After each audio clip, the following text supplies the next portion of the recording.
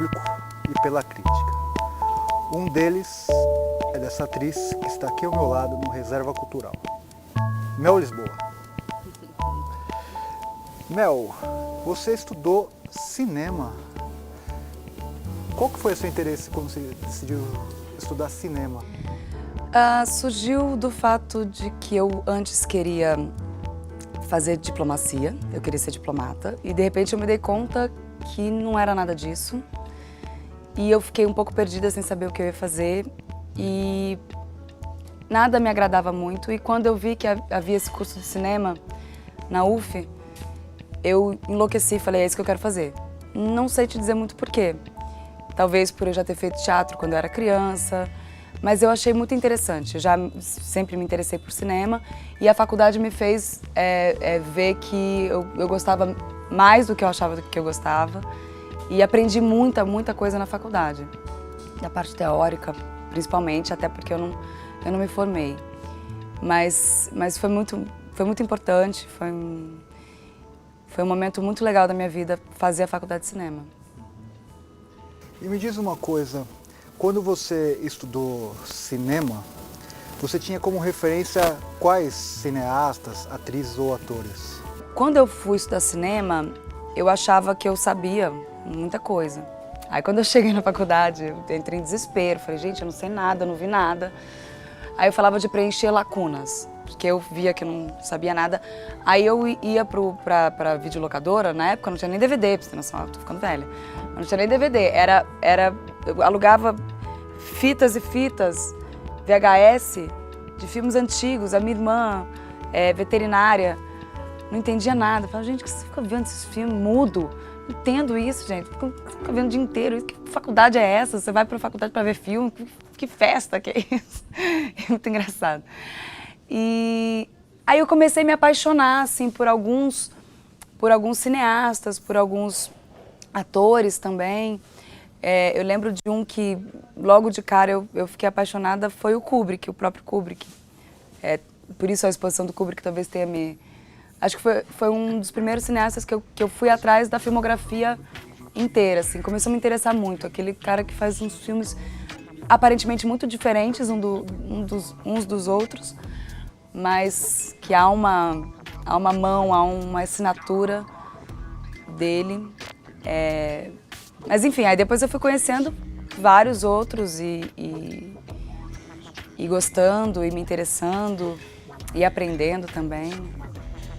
E como foi essa transição de uma futura cineasta, ou crítica de cinema, não sabe, para uma atriz?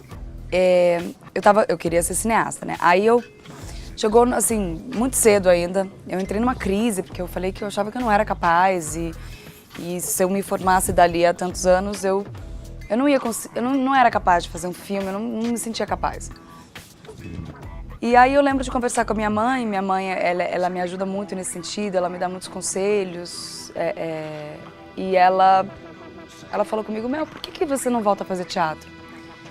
Puxa, você fazia teatro, quem te ensinava teatro no Rio, o Daniel Herz, a Susana Kruger, que também são amigos dela, gente, eles sempre falaram tão bem de você, falaram que você tinha que voltar pro teatro. Por que você não começa como atriz, sei lá, uma Carla Camurati da vida? Começa como atriz e depois se você achar, você vai com calma pro cinema, faz com calma seus filmes. Eu falei, puta mãe, é isso, vou voltar a fazer teatro. E porque eu tava evitando, porque não era uma coisa que eu queria. Então, de vez em quando eu tinha um convite para fazer um teste ou outro, alguma coisa, eu não ia porque eu não achava que não era para eu ser atriz. Aí, logo depois que a gente conversou, foi muito maluco, porque foi coisa de dias, agora eu já não lembro mais quantos dias, mas 2, 3 dias depois, me chamaram para fazer o teste de Anitta, porque o produtor de elenco, ele me conhecia que eu fazia publicidade. Quando eu era criança, adolescente, eu fiz muita publicidade também, além de aulas de teatro. E aí, mas eu nunca tinha feito televisão. E fui. E aí eu fiz 1, 2, 3, 4 testes até eles me escolherem pro papel. E aí, de repente, pá, fui jogada num lugar que eu falei, caramba, foi uma loucura, né? Aí eu tive uma necessidade enorme de voltar pro teatro. Então, logo depois que eu fiz presença de Anitta, eu produzi um espetáculo. Primeiro eu fiz um espetáculo em Portugal, aí depois eu produzi um espetáculo. Eu falei, não, eu quero fazer alguma coisa diferente, eu quero fazer uma coisa pequenininha. Eu senti essa necessidade. Uma peça que era intimista, num lugar bem pequenininho, o público bem colado com a gente. E foi assim que a possível cineasta se tornou atriz. Não tá na TV, ela se aposentou. Que as pessoas não ficam muito sabendo, o teatro realmente não tem como ter o alcance que tem a televisão, é uma coisa completamente diferente. Mas aos pouquinhos é legal, né? Eu sempre precisei disso e aos poucos eu fui batalhando e fazendo para construir uma história que eu não tive. Como foi para você entrar num set de filmagem em A Cartomante? Eu fiz A Cartomante, foi uma participação, é uma cena só, era um pequeno, uma frase, uma falinha assim, pequena, rápida, no final do filme. E foi super legal, assim, eu tive o convite do Wagner, principalmente porque o Wagner, ele trabalhava na Globo primeiro como a parte de assessoria de imprensa, e ele me conheceu ali. A gente se conheceu e ele foi fazer o filme dele com o Pablo e me chamou para fazer essa participação. E eu topei, claro, né? Tudo que eu queria era fazer cinema, né? Eu tinha feito faculdade de cinema, aí quando eu me vi atriz, eu queria fazer cinema, né? Falei, gente, quero fazer cinema agora. Então eu fui super animada, mas como foi só uma ceninha, não dá para sentir tanto o clima de um set de filmagem, né? Um set de filmagem ele tem um clima específico, é uma coisa, muito bacana. Então, ali eu ainda não senti, eu precisei depois de outros convites, outros trabalhos que eu fiz em cinema para poder entender mais ou menos como é um set de filmagem. Dizem que o cinema é a arte do diretor e o teatro é a arte do ator ou da atriz. É isso mesmo? Simplificando, acho que faz sentido. É evidente que no teatro também o diretor é fundamental, mas o que acontece para a concepção de tudo, para construir aquilo tudo, mas o teatro ele se faz na temporada, ele se faz ao vivo e quem faz é o ator. Então você é totalmente dono e você se apropria totalmente do seu personagem, completamente. E você precisa ter esse domínio com o público e você vai criando isso na temporada. No cinema ou na TV também, você depende de 1 milhão de fatores. Você não faz seu trabalho sozinho. Não faz mesmo. Então, e você não é tão dono assim do personagem. Cinema um pouco mais. Porque cinema você pega um filme, uma obra fechada, que você estuda, que você se prepara, e você consegue fazer alguma coisa que você mesma vai construindo. Agora, na TV, novela, especificamente, como é uma obra aberta, você tá refém, no bom sentido, de ser refém do diretor, que vai dirigir as cenas, e são vários diretores, do autor, que vai escrevendo as cenas de acordo com o que ele vai sentindo, se ele gosta, se o público gosta, se tem ibope, se não tem. De tudo, de toda a movimentação cênica, enfim. Você depende de uma série, do público que vai lá nas discussões e fala, não gostei, não tô gostando, tá bom. Não tá bom isso não. Ou tô gostando muito, deixa ela ali. Entendeu? Então você depende de um monte de coisa, você fica... você tem que também ser aberto. Você não pode se fechar numa, eu criei, eu estou fazendo. Não, você também precisa ser aberto para fazer TV. No teatro, é uma outra viagem, é completamente diferente de TV e de cinema. Teatro é um organismo, é vivo, ele nasce e morre todo dia e ele se transforma durante a temporada. Então você ensaia para poder apresentar minimamente para o público na estreia. Você apresenta minimamente o que vocês estão querendo criar. Aí durante a temporada, você vai entendendo, você vai amadurecendo, você vai achando os detalhes, você vai burilando, lapidando. Então, por isso que eu acho que é mais essa coisa do trabalho do ator. Porque aí depois que a peça existe, porque ela Se não tem público, ela não existe, né?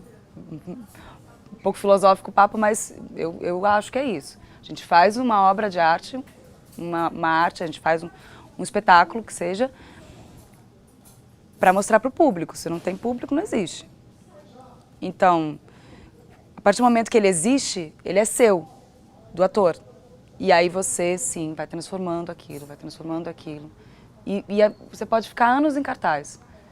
No último dia do espetáculo, você ainda vai estar descobrindo coisa, você ainda está aprendendo. Cinema já não. Cinema é uma fotografia, é um instante captado para sempre.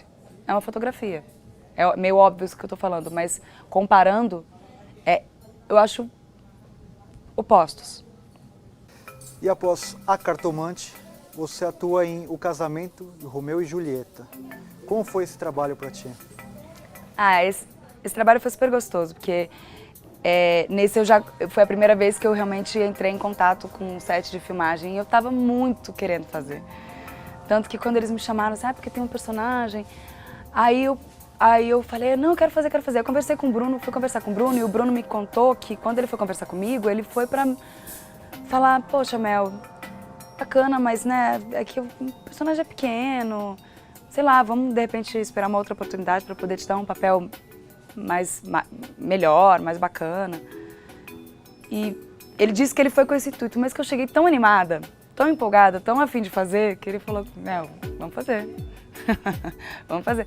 E eu cheguei super animada, aí o pessoal bacana, o Caruso, a Jandira também, que escreviam. O Léo Midiorin, que é meu parceiro desde a Anitta, meu irmãozinho, a gente se chama de irmãozinho, o Marco, o Rica, um pessoal muito legal, assim. E a equipe de cinema, que eu conheci muita gente, e é engraçado que até hoje eu encontro pessoas com quem eu trabalhei ali, é um mercado pequeno, né? Não tem tanta gente. Os profissionais, eles se revezam bastante. Então isso foi bem legal, que apesar da personagem ela era pequena mesmo, tipo uma pontinha, mas eu já tive vários dias de filmagem. E tive algum trabalho de preparação, porque ela era mágica, né? Então eu tive um mágico que me ajudou a fazer os truques, que me ensinava, então eu tive umas aulinhas. Foi bem bacana. E, Mel, especificamente no cinema, você acha mesmo que existe papel pequeno? Ou o que é um papel pequeno? Realmente não existe papel pequeno. Isso aí, quer dizer, existe, mas existem grandes atores e grandes diretores. Então, tudo é possível. Você pode pegar, às vezes, uma coisa que é pequenininha e fazer daquilo, conseguir fazer aquilo de modo que seja tocante, que chegue no público. No cinema, no teatro também, entendeu? O ator, ele tem esse poder. É possível. É evidente que é mais fácil você fazer uma personagem que toque, que chegue, que se comunique, se ela é mais se ela é mais inteira, se ela tem uma história, é mais fácil de construir, você tem mais informação. Quando você pega um personagem pequeno, você tem que ser malandro para conseguir fazer daquilo uma coisa interessante. Entendeu? Não adianta também você ficar micando. Aí são os bons atores mesmo, eu acho mesmo. Você vê, às vezes, um ator fazendo um papel pequeno que você fala, caramba, olha isso. Fala, não é possível. Você pega, você imagina assim um roteiro, você fala, meu, essa pessoa leu isso e como que ela chegou naquilo, sabe? Muito legal. Nada pequeno foi a sua atuação em Sonhos e Desejos. Você ganhou, inclusive, o prêmio mais almejado por toda a classe artística, que é o Kikito. Queria que você falasse desse filme e do prêmio. Esse filme foi muito legal de fazer. Foi um filme também que eu peguei em teste, fui fazer teste. Aí passei e a gente começou a pensar no filme, a coisa da ditadura, apesar de que ele não queria dar essa ênfase na parte política, era um romance. Aí eu conheci o autor desse romance, que é o Álvaro Caldas. O nome do filme seria O Balé da Utopia, que eu inclusive acho muito mais bonito. Mas depois eles mudaram, colocaram Sonhos e Desejos. Porque o nome do livro é O Balé da Utopia. E conta essa história desse bailarino e tal. Porque o próprio Álvaro foi um guerrilheiro e ele resolveu fazer uma coisa... dar um tom mais romântico com uma personagem forte, que é essa Cristiana, que era a minha personagem em Sonhos e Desejos. Foi muito bacana. A gente filmou tudo em Belo Horizonte. Então você imagina que a gente foi pra lá. Eu morei 2 meses em Belo Horizonte, durante as filmagens. E muito intenso. Aí sim, eu vivi mesmo um set de filmagem, eu fui indo. E era assim, todo dia, 12 horas por dia. E a gente saía de lá, ia jantar, tomar alguma coisa, voltava pro hotel, dormia, mas por isso mesmo era uma coisa, a gente se uniu. No hotel ficava, a equipe era 1/3 de São Paulo, 1/3 do Rio e 1/3 de Minas. Então só os mineiros não ficavam no hotel. Os cariocas e os paulistas ficavam no mesmo hotel. Então era a gente junto com a equipe, assim, fazendo sauna, vindo pra cá. Foi uma delícia. Foi muito legal. Foi uma preparação muito interessante. Um papel forte, difícil.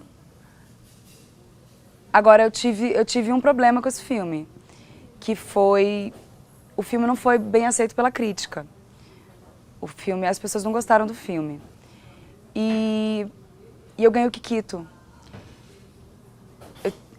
Isso incomodou bastante, eu acho. Eu percebi isso. Incomodou a crítica? Incomodou a crítica, bastante. Eu não sei exatamente porquê, assim, sabe quando você chega e fala, assim, eu não pedi para ganhar o prêmio, sabe? Foi pesado para mim, assim, isso, porque eu senti que quando eu ganhei o prêmio, falei, nossa, ninguém queria que eu estivesse aqui, não sei por que eu tô.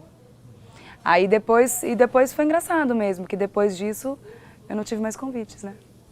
Depois de um prêmio, eu não tive mais convites para fazer cinema, quer dizer, tô exagerando porque eu tive algumas situações em que eu fiz testes e que eu cheguei a passar, que era para eu fazer o filme, só que eu estava fazendo outros trabalhos que não dava para juntar. Então, que eu não conseguia ter data e acabei não fazendo. Isso, uns 3 filmes depois disso, que eu não consegui pegar por causa disso, por conta de outros trabalhos. Mas foi muito louco, porque do Kikito até esse convite, foram assim uns 2 anos que eu não recebi convite nenhum. Nada. Podemos falar um pouco mais disso? Podemos. Eu não sei te dizer, assim, tô te falando o fato. O fato é que isso aconteceu. E eu vi durante o prêmio que houve uma rejeição muito grande ao filme e a minha atuação. Acho que aí eu vou entrar num papo que a gente pode até entrar no papo de Cine Camaleão depois, mas há um certo ranço das pornochanchadas, da questão sexual no cinema brasileiro. E eu, como tinha feito a Anitta, uma personagem extremamente sexualizada, e a Cristiana também era sexualizada, tinha muita cena de sexo, em algum lugar isso... só porque ficou pelado, não sei. Eu fico pensando que pode ter um pouco isso. A questão sexual contar como um certo ranço mesmo de anos de filmes sendo feitos no Brasil com esse cunho sexual para poder vender, né? Eu acho que pode ser isso, porque assim, o filme pode não ter gostado, mas, ok, eu não sei te dizer muito bem. Eu fico pensando, tirando minhas próprias conclusões. Posso estar completamente equivocada. Posso, inclusive, estar falando uma grande bobagem aqui, que não tem nada a ver. A pessoa fala, imagina, eu gostei da atuação dela, foi boa. Não gosto do filme, mas gostei dela. Tem nada a ver isso, é porque não tinha papel para ela. Pode ser. Mas eu não acho isso, não. Você é integrante da Companhia do Faroeste, que tem um trabalho muito interessante de pesquisa e um hibridismo entre teatro e cinema. Você citou agora o Cine Camaleão, espetáculo inclusive que eu assisti.